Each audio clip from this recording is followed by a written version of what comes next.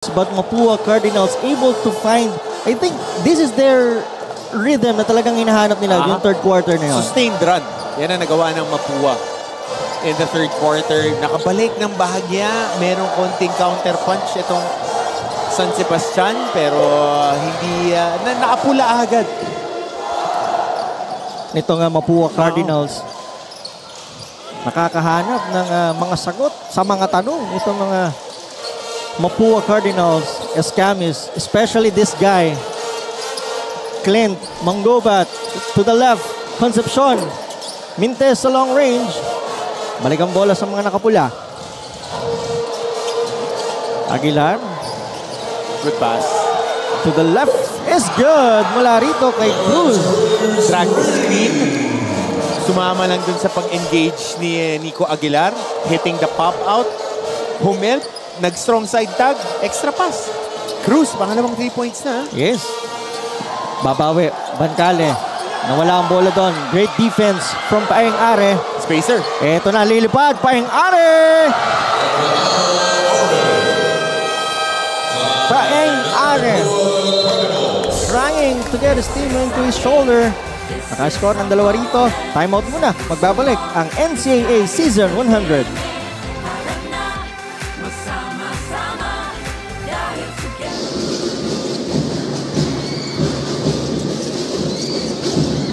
Medina from the baseline. Kala ko short. Hindi diretso yung follow-through. Medina. Zone to. Naka 1-3-1 ngayon ng San Sebastian. Trying to get into their zone offense. JRU wants to get that shooter loading on the corner. Wow. Raimundo staring down Risho. And a chance to complete the three-point play. Hinahabol itong San Sebastian Golden Stags. As we saw earlier. Ayan. Blur screen, strong side help. Strong side tag. Nagkaroon ng scramble. Nagka 3-on-2 on that left side. Tapos ito, dire-diretso naman. Off a stop. 5-point swing right away for San Sebastian. Paeng Are trying to start stronger dito sa fourth quarter. Dahil doon sa third quarter, medyo nawala itong laro nitong si Paeng Are, as we will turn over first to sa ating courtside reporter, Flo Del Agua. What do you have there? That recent huddle of the Mapua Cardinals was filled with excitement as they are minutes away sa kanilang comeback victory. Pero ika nga ng kanilang coaches, hindi sila pwedeng mag-relax at makampante sa depensa because San Sebastian is known for their clutch moments. Nico and Coach Hammer, natanong nyo nga kanina kung anong kinain ng Mapua Cardinals at napaka-high energy nila today. Ang sagot, nabusog sila sa sermon from their previous loss. Your comments, gentlemen. Yan ang pinaka mahirap lunukin na merienda at tanghalian, yung sermon. Pero kailangan. Great report, ha? Flo, I like that. Yan yung nakasara lang yung bibig mo. Ayaw mo lunukin. Oo, basta mo lang yes, coach. Pero talagang masarap yun dahil ma-uplift ka doon. Kita mo naman yung nilalaro nila ngayon. Yun na lang masasagot mo dyan pag yan yung pinakain. Yes, coach. And right now, we have seen an 8-0 run mula rito sa San Sebastian Golden Stags after that 3 mula kay Nico Aguilar. Mapua will try to answer here, but Clint Escamis, there's a foul away from the ball. Clint Escamis nakikipagkiskisan dito kay Paeng Are. Two tough guys itong si Escamis and Are.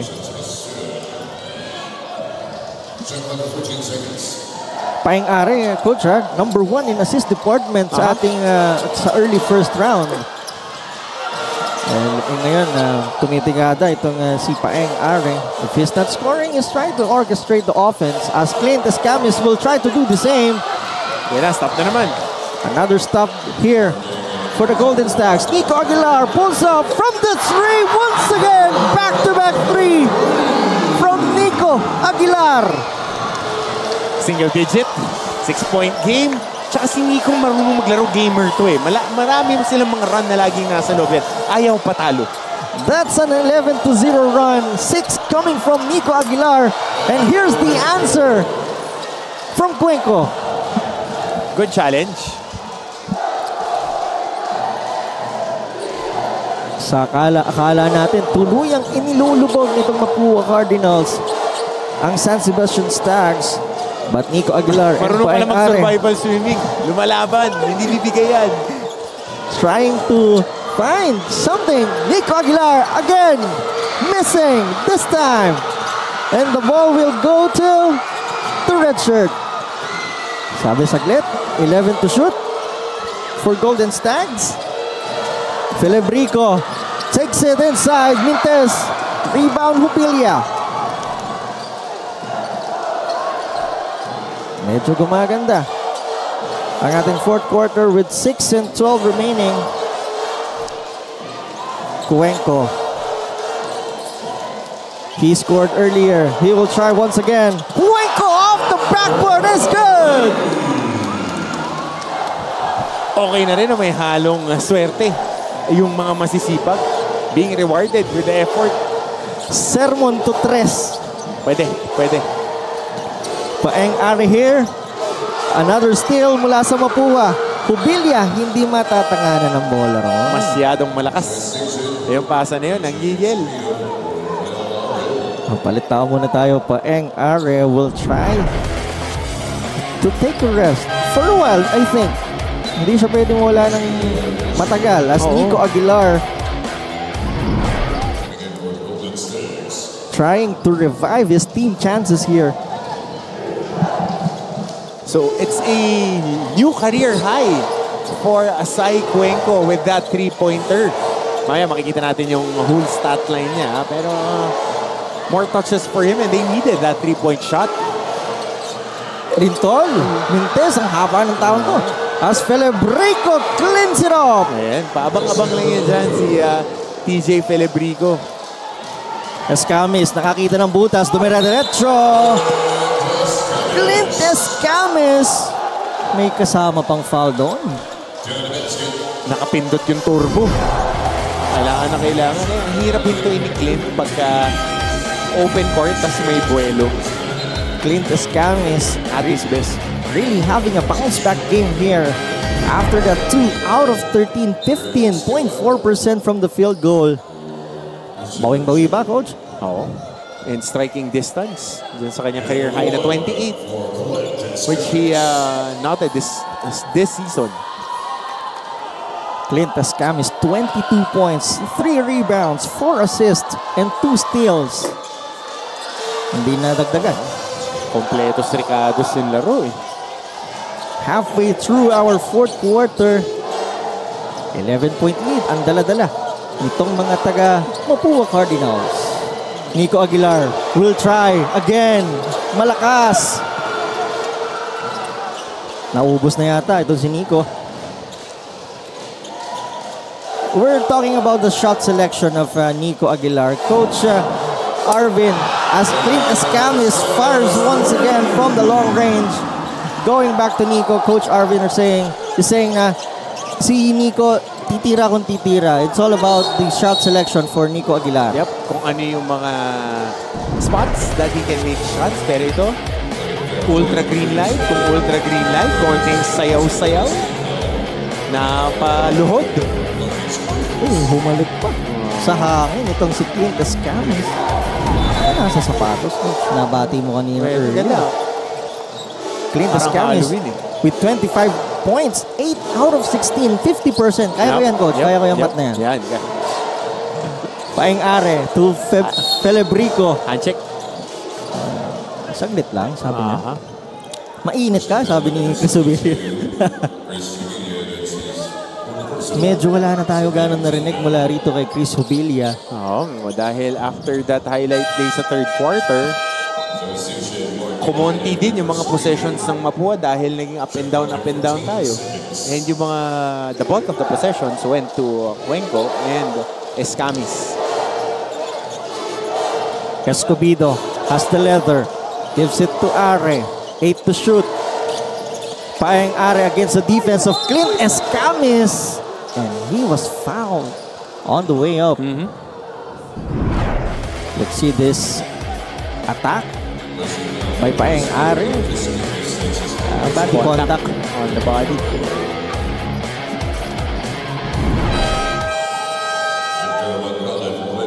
Last game, Paeng Are only had 11 points against the Perpetual.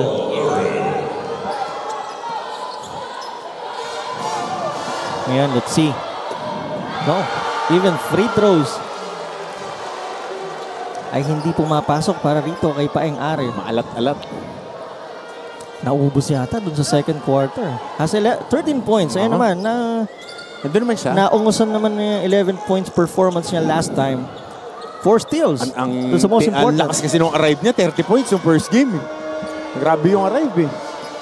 Pero again, falling into his averages of 17 a game. Yeah.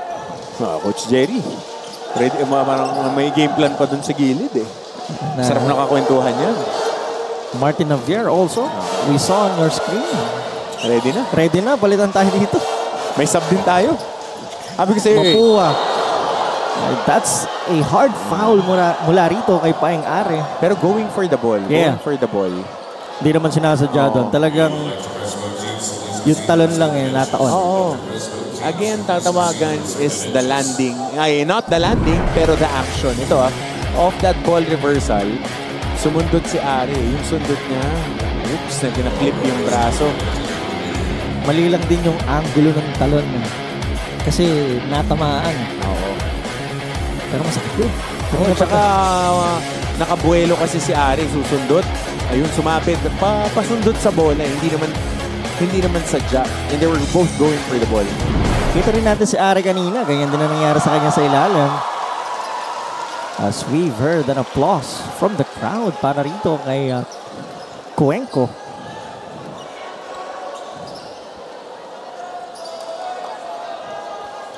Isa rin sa 3-guard combo nitong si Coach Randy. Itong si Cuenco. Tsaka matibay yan. Galing dumipensa. Ang laki na in-improve niya on ball. So it's an unsportsmanlike foul. Career high for Sai Cuenco. 21 points, 3 boards, 3 assists, 1 block. And most importantly, yung shot selection, 9 out of 14, Coach. Nakita natin, yung mga tira niya talagang open shot talaga eh. Hinahanap siya ng kanyang mga kampe. So category 2, excessive hard contact. Yung tawag dito. So 2 free throws. As we heard, there's an unsportsmanlike foul.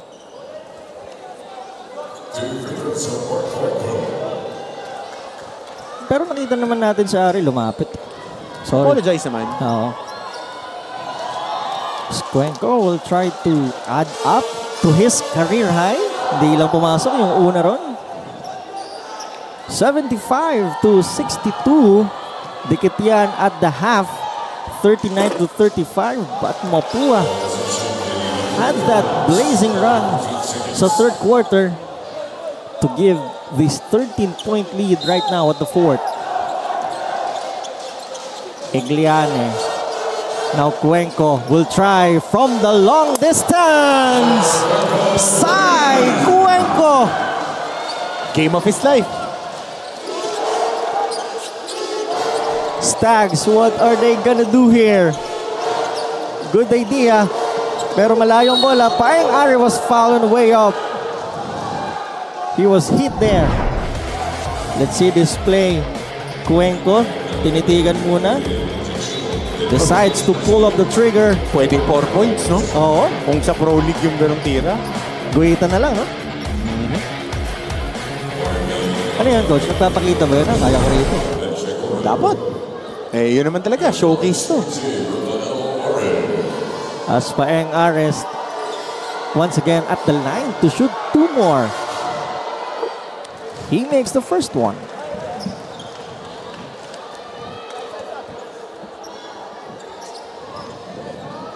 Lobo na naman dito yung lamang. Game of runs talaga. 15-point lead. Yep. Tama ko, diba? 15 yun, diba? Bilis mo, ha? Nabilang ko na kanina. Nakita ko gumagalaw yung daliri mo na nagbibilang ka na numero, ha? Second is good also. From Paeng Are. Mapua.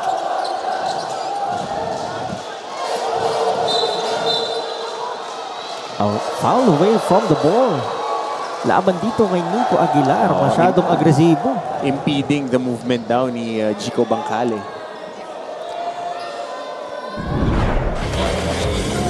eksena nangyari. Nasa kabila eh. Iba yung nakita na natin. Dapat dito. No? But impeding the movement kasi. Okay, nakipag-appear. Lalapit mo na ka-appearan ko muna si Bangkale. Nakipag-appear sa akin. Bangkale, who had also his career high in points last game despite the loss, contributing well here for the Mapua Cardinals. Still here by Yam Concepcion. Concepcion sidestep and he was fouled. Inabangan. Oo, sige natin kung that was a little bit above the shoulder. Nag-sorry naman si Philip Rico. Maganda sa mga player natin, nag-sorry. Oo naman. Tumama na.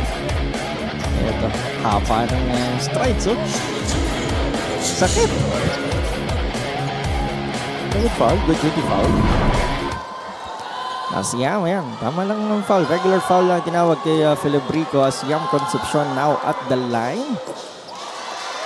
Last game, Yam Concepcion had 5 points. Ang maganda kay Yam, also rebounding well on their last game, and this time 3 points, 2 rebounds, and 2 steals. Quality minutes. Yeah. Quality minutes. Yan ang napoprovide niya. Napanood ko ito nung off-season, ma-build up nila. Very athletic kid, mahusay dumipensa, tsaka hindi takot makipagbanggaan. Yung mga tipo ng player ni Coach Randy talaga. Paring Are still has the leather. Siya na ba? Diretso. Spins, drives, and misses. Biyahilo. Titingnan ko, may studio ron ako. Nahilo ko dun sa galaw na yun. Grabe yung pihit ni Are. Ganon yung mga galawang inaabangan mo eh. Kapag blocker kayo, alam mo yung pihit sa depensa. Pagka naka-contain, turo kasi sa akin na si Paeng Are. Ako speaking lang as a player. Yung mga maliliksi na ganyan, kailangan di mo titignan yung balika, di mo titignan yung paa, naka-anchor ka lang sa harapan nila kasi laging pupunta sila on one side pero ang gusto talaga nilang puntahan yung kabila.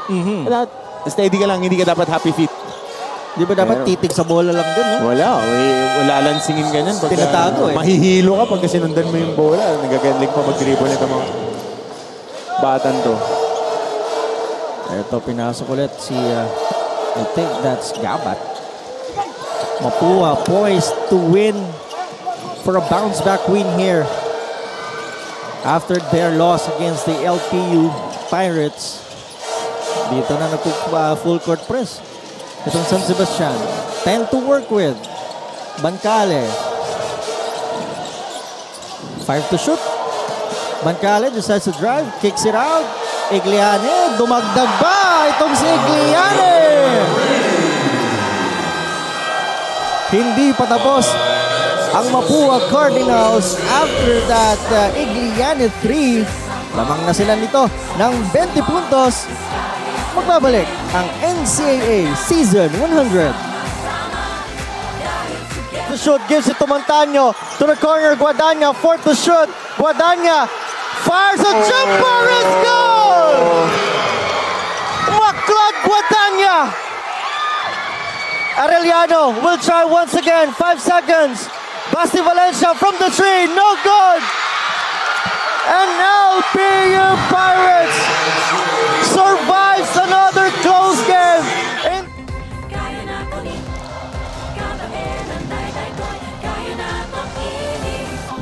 Mapua Cardinals from first to fourth quarter. Maraming dala-dala. And here's the 3 mula rito kay Igliane as we saw him banging to the sideline. Nagyayabang itong si Igliane after that booming 3. Ngayon nahuhulog, Coach, yung mga kaninang tinitira ng Mapua Cardinals mula sa long range. At saka bonus points na yan. Yung Igliane makakabutas sa labas. Nag-apologize naman. Nag-apologize naman si Mark Igliane kay Coach Rizal. At saka kay Coach Onak. Hindi ko napansin. Oo. Sa San Sebastian pala siya. Oo. Eto na, technical foul. Pero ang itatawag dito sa kabila, sa San Sebastian. Inirereklamo nila yung gesture. Si Coach Rizal yata yung bench. Yan, Coach Rizal, Coach Onak Magtulis.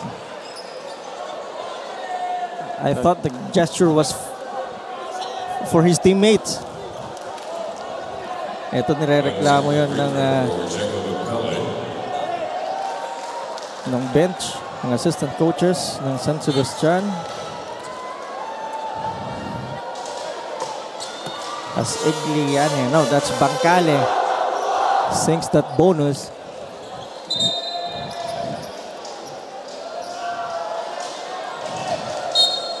Emotion na yun, coach eh. Oh, celebration. A little room for celebration dahil minsan lang sa isang taon makakuha ng 3-point na clean look. Itong si Igliane. That's his first 3 of this game. Saka minsan lang yun mapasahan din. Ito yung penetration. Celebrito. Up there. Sa katawan. Yam Concepcion. Sky high for the block.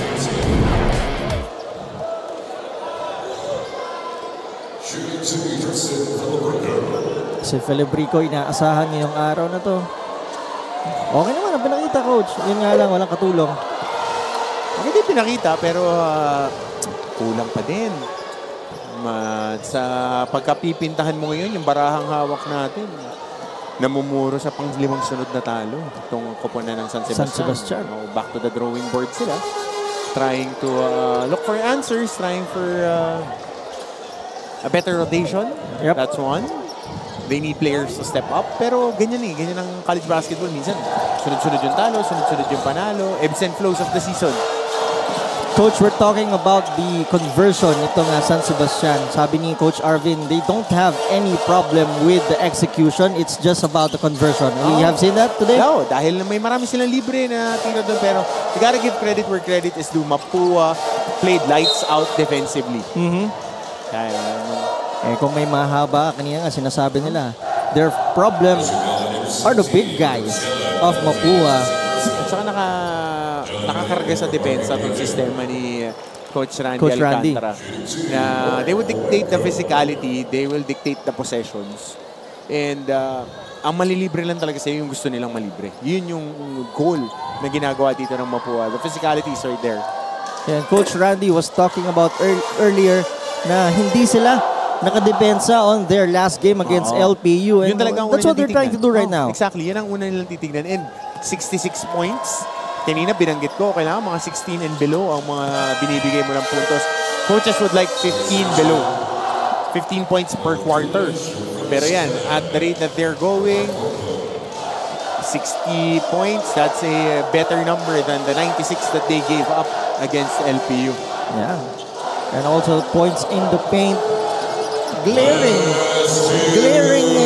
tool for the Mapua Cardinals for this game. Yep.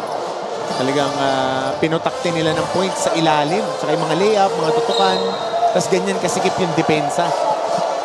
Kasi ito namang strength ng San Sebastian, yung dalawa nilang guards na gustong umatake sa shaded area din. And still the problem for San Sebastian, their turnovers. Ang dami, umaga pa lang. Yam Concepcion adds some more to get it to 90 for Mapua Cardinals. As Felibrico, eto na. No bright spot in this game. It's DJ. With 1:30 remaining in this game, Mapua Cardinals getting their rhythm back dito sa ating laban na to. Yep. Bounce back na to.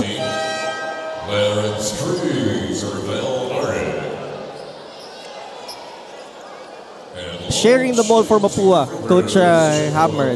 That's their problem also on their last game. We have seen Clint Escamis distributing well for the team. Yep, buong team nila nag-extra passing.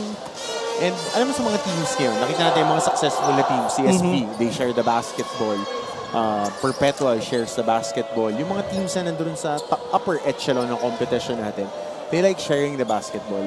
LPU, and they found their guy in Ato Barba na napakawalan eh. Yung mga touches ni Bravo, sa kanya na din napunta. Yeah. So, we'll see if he can continue this hot streak. 25, 4 straight games. And this guy at the line earlier, Bancale, special mention din niya kanina kay Coach Randy. Malaki daw ang potential talaga. It's a matter of finding his rhythm sa bawat laro. Jeco Bancale.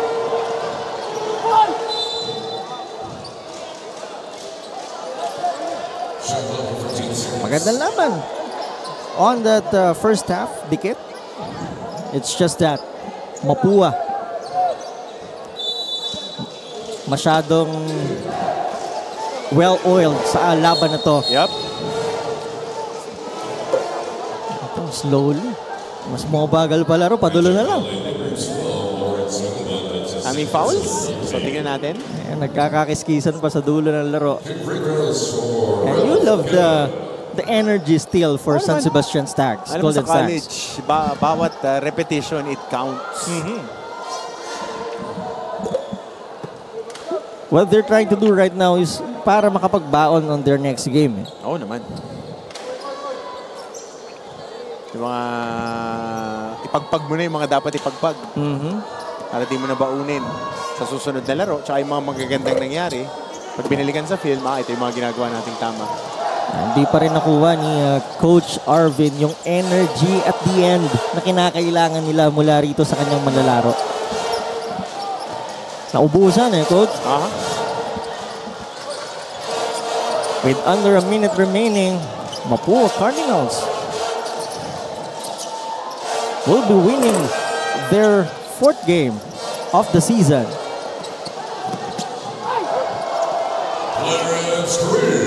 As Cruz will add some mula rito sa San Sebastian Golden Stags. Coach, may napili ka bang best player na? Parang ang dami para dito Surprise! Mamaya yan. Nakita ko lista mo, parang 3 nililista mo 4 nga eh. Sa ganda lang nilaro na. Pero I wanna commend the defense of Mapua for doing a great job. Mark Gliani being a linebacker there, protecting the paint, and being able to really create more opportunities for them defensively and more touches offensively.